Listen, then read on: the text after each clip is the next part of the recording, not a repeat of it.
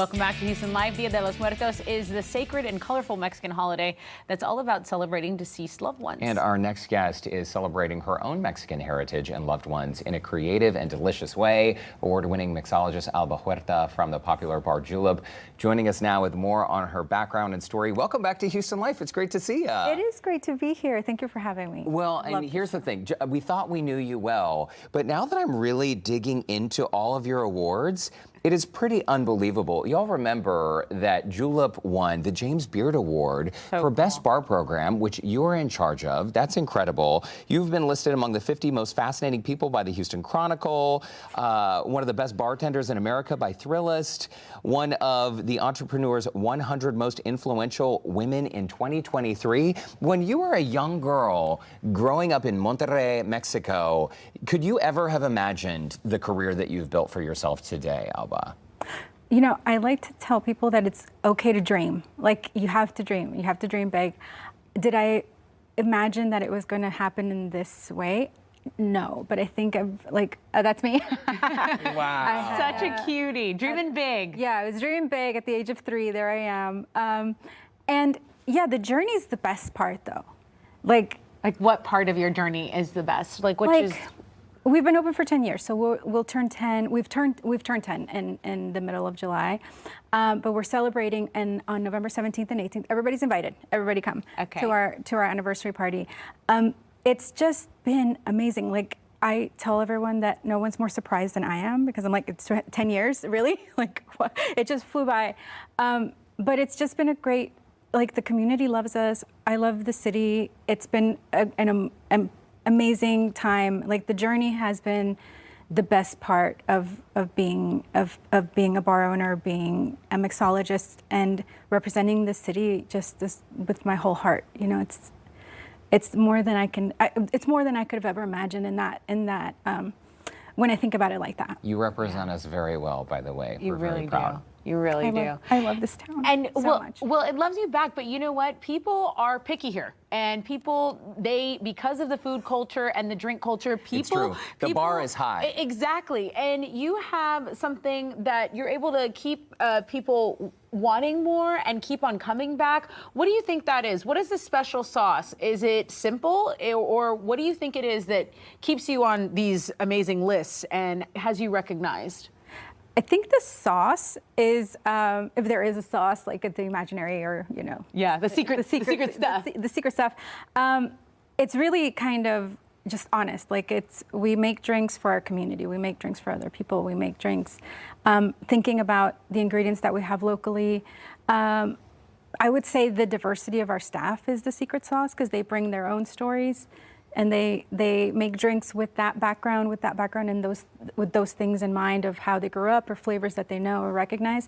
And then the other part of the sauce is Houston. Like, Houston is such a diverse landscape of just culinary choices and backgrounds that it's very easy to be influenced and be inspired in this city. And then additionally, the components of our staff they come from all places and backgrounds, and so there's a combination there that I think happens in this city, and it's happened beautifully for us, because I've been able to identify it and say, okay, tell me more about your background. Tell me more about that drink you had when you were a kid, and how do we get you to make a drink with all of those experiences and all of those flavorist ideas.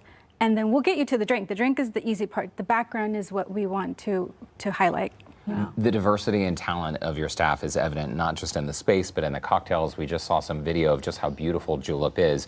I told you, Alba, when I first met you, that when Houston Life first started, and I had just moved to Houston 8.5 years ago, there was a Houston Life reporter-producer, Stephanie Gary. She took me to Julep, and I immediately fell in love. And I can't believe that at that time, you were really only in your second year. As you look forward to the next 10 years, now that you're celebrating 10 years, what is on your list of accomplishments that you hope to check off? Because I know we've been reading your accolades, but consistently named one of the best bars in America by Esquire, and always in the top 5 bars in the U.S. by Bon Appetit. I mean, these are huge accomplishments that already you've checked off the list. So what's next? Well, I don't like to count my chickens before they hatch, but I will say that the best is yet to come. You know, you have to have that.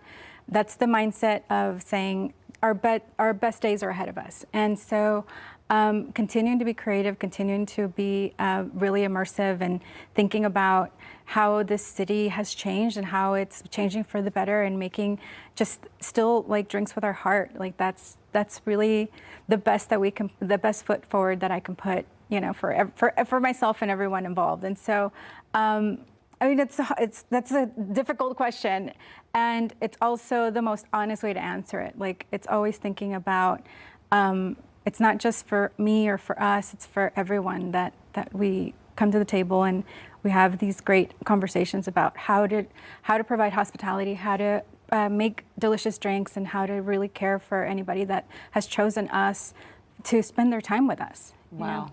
That's such an interesting perspective, and I kind of want to go back to you, you know, really pulling from the staff and saying, okay, like, what makes you you? I feel like so many places people work and they don't feel appreciated or they don't feel seen. Why is it so important that you see your bar staff and, you know, you treat them in this way that inspires creativity? Well, the sense of pride, you know, the sense of pride that you've created something, then as you are presenting that to a guest, or there's so much that your own love for your own work. I think that's super important. I think that should be everyone should think about that in their career, to be proud of their work. Yeah, Absolutely. it should be. Okay, so growing up in Mexico, Dia de los Muertos, this was something celebrated in your home, and you found a way to bring it into Julep in a very beautiful way. So after the break, we are going to mix up several cocktails, but you do have some special events coming up at the bar for people who want to celebrate the holiday. We do.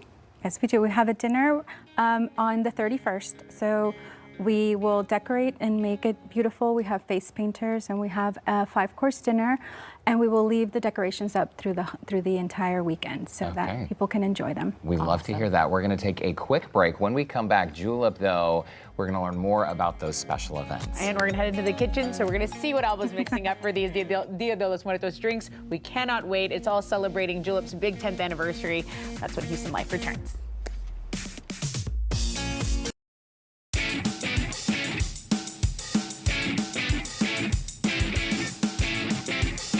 Welcome back to Houston Life. If you are just joining us, we've been hanging out with award-winning mixologist Alba Huerta from the popular local bar Julep on Washington. Okay, so before the break, we were chatting about some of your Mexican heritage, your roots before moving to Houston. How did you celebrate Dia de los Muertos growing up?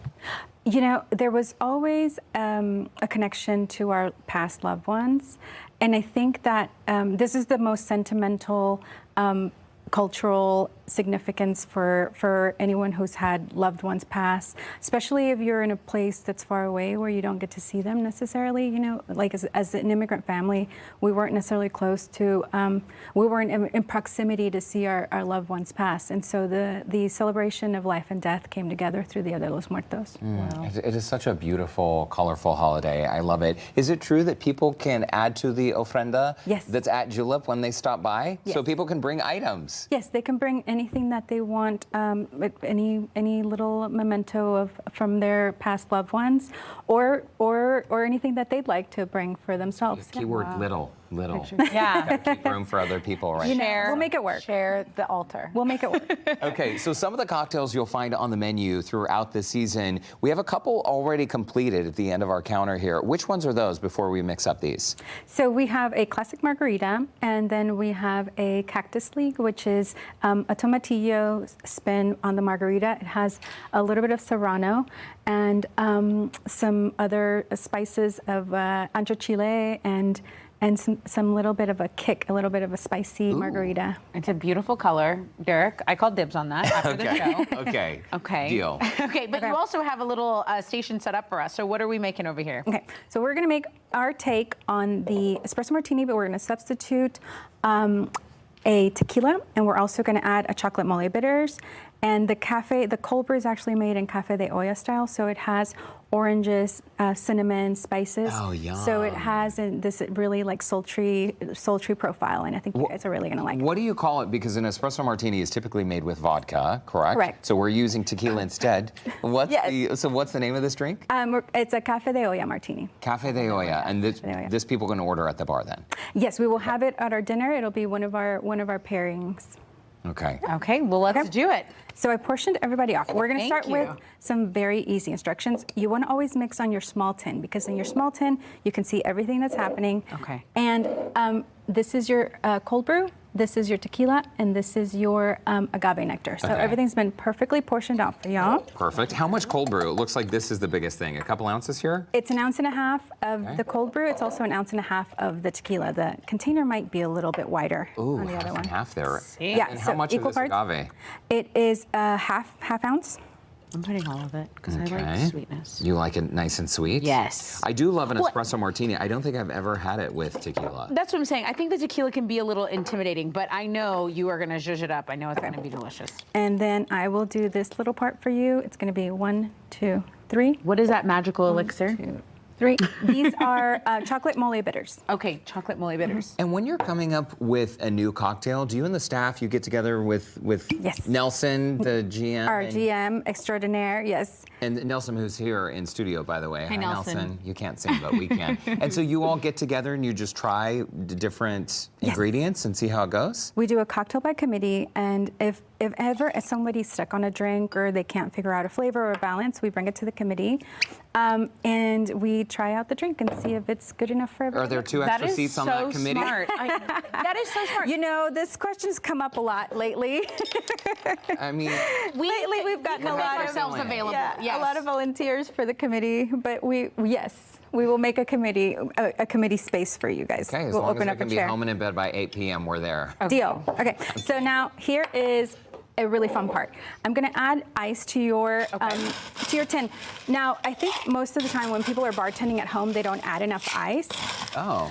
but always make sure you add about as much as the small tin. Okay. 'cause So that's you're a good you're way. filling the cup up the rest of the way with ice. What if people don't have that special smaller ice at home, like the Sonic ice? Can they use regular size ice cubes? Absolutely, and I think it's all about, and we're gonna hear it now. You can hear the noise in your tin whenever your drink is ready.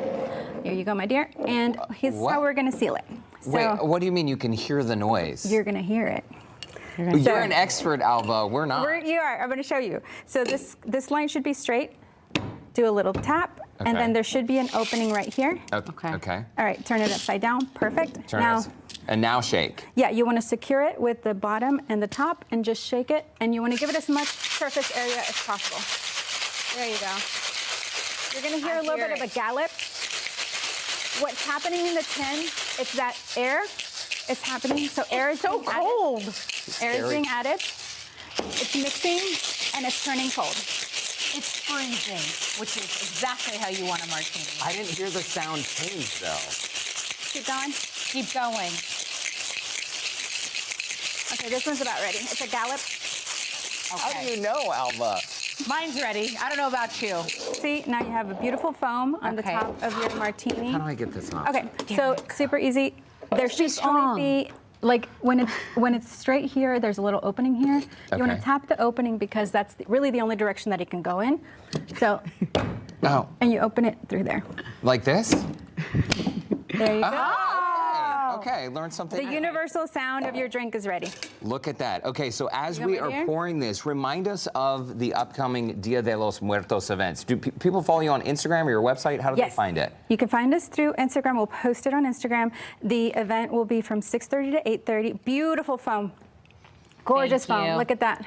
And as you can see on our screen, space is limited, so make those reservations Yes. so you can enjoy this Dia de los Muertos And Patron pairing dinner. And you can learn more by visiting HoustonLife.tv. And what are we doing with these? I thought this was a feather. What is this? This is a skeleton leaf. It's a leaf. Indian motif. Yeah, I so just it's feel your like- garnish. And I always like to place it kind of on the side. Oh, so Side. people can sit. There you yeah, go. It's a little Okay. bit of- Alba Cheers. Huerta, cheers. It's so great to Cheers. see you. Oh, Well, we'll finish your cocktail. finish mine here in a during the second. break. It's great Thank to see you. you. We will see you at Julep. If you would like to connect with Alba and learn more about what's on the menu this fall at Julep, So good. visit our website, HoustonLife.tv, and look for that scene on Houston Life section.